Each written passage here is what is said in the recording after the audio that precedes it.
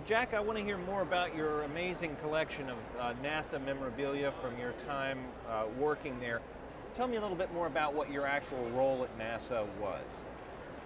Okay, I had two main roles. One was they gave me a big long title. NASA likes long names. It was Subsystems Manager for Human Factors on the Apollo Lunar Surface Experiments Package. I believe that was it, verbatim. And in that, I was responsible for making sure that the astronaut flight crews could handle and work with all of the lunar surface equipment. One of the photographs that we didn't get to see in your TV segment is this picture of Ed White outside of the space capsule. Right. Tell us about that photo. Well, that is Ed. He was our first American to spacewalk, is what they say. Not really walking, it's just floating. He has a handheld maneuvering unit to maintain control. And before his flight, I did some preliminary testing on the unit in the airplane, egressing and ingressing the Gemini capsule mock-up. Now, Ed White's career came to a sad end. It did. Tell us about that. Well, I can't tell you anything that wasn't in the newspaper.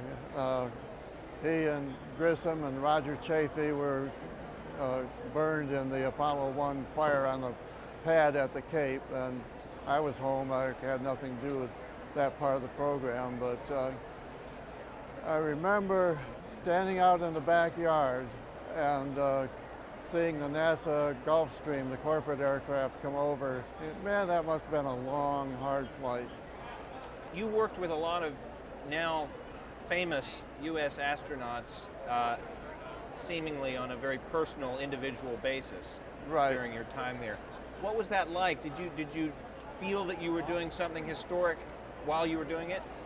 Unfortunately, I didn't have that feeling. I felt you get up in the morning, you go to work, and this is your job, and you come home at night. And if I had realized totally the extensive history, I'd have a ton more autographs. Tell me more about the Comet. What is it called? The Vomit Comet? Vomit Comet. So called because I'd say at least half of the people got sick. You know, in the course of flying, I can diagram the maneuver. You go into a slight dive, you pull up to a 45-degree climb. That's only about 30.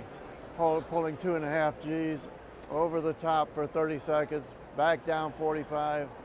And anywhere from 30, 50, 80, 100, maximum record with 120 times in a flight. Can get very tiring, particularly if you're wearing that spacesuit.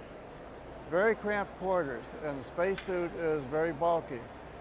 If you can picture yourself being inside of a balloon and trying to bend that balloon, except the balloon is 1/8 of an inch thick, you can see that mobility is severely limited.